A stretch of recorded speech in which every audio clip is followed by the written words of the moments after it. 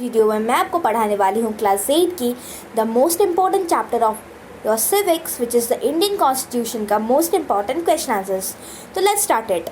What is the constitution? Constitution का मतलब क्या होता है? बेसिकली कॉन्स्टिट्यूशन का मतलब a set of rules and regulation होता है।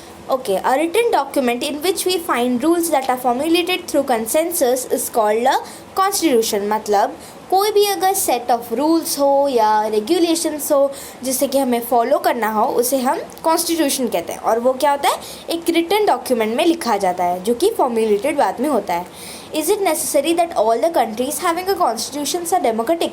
क्या ये नेसेसरी है कि जो भी कंट्रीज़ के पास कॉन्स्टिट्यूशन है, मतलब जो भी कॉन्स्टिट्यूशन रूल्स को फॉलो करते हैं, क्या वो डेमोक्रेटिक है?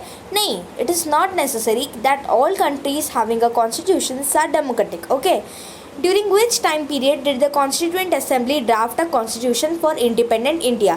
Between December 1946 and November 1949। Okay, define right to freedom of religion। Okay, right का मतलब क्या होता है? हक।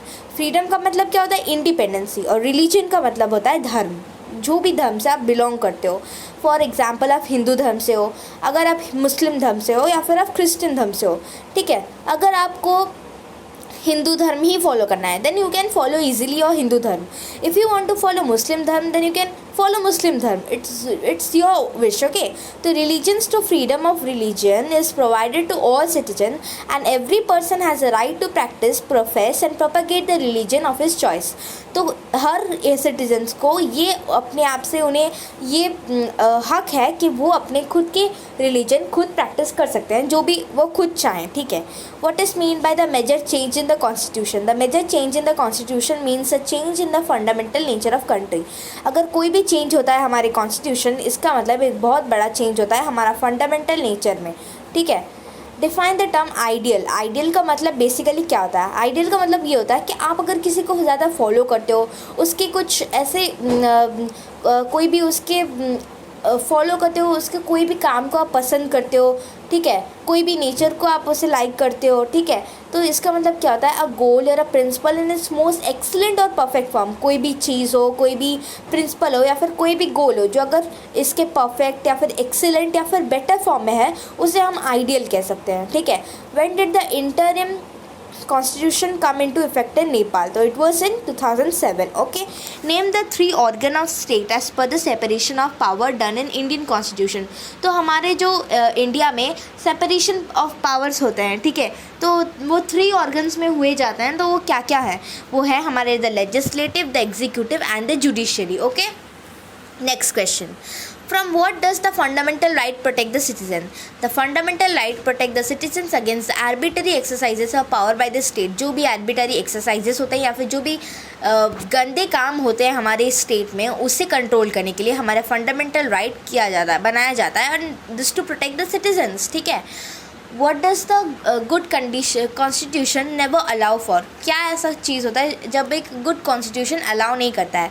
To whims to changes basic structure. Okay, define sovereign. Sovereign का मतलब क्या होता है? सोवरेन मीन्स पोजेसिंग सुप्रीम और अल्टीमेट पावर, ठीक है। कोई भी सुपर पावर या फिर अल्टीमेट पावर पोजेस करना, उसे हम सोवरेन कहते हैं।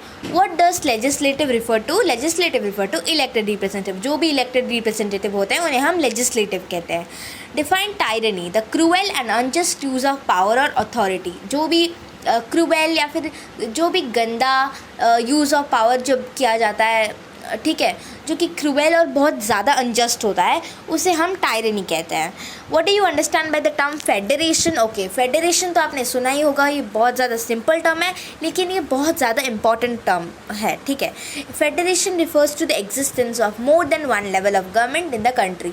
जब भी कोई कंट्री में एक से ज़्यादा गवर्नमेंट रूल्स प्रैक्टिस किए जाते हैं, गवर्नमेंटल पावर्स होते हैं या फिर गवर्नमेंट होते हैं, तो उन्हें हम फेडरेशन कहते हैं, federation country. Okay, which is known as the third tier of the government? The panchayati raj is known as the third tier of the government. What does a secular state never officially promote? A secular state is a state which never officially promotes any type of religion as a state religion, ठीक है।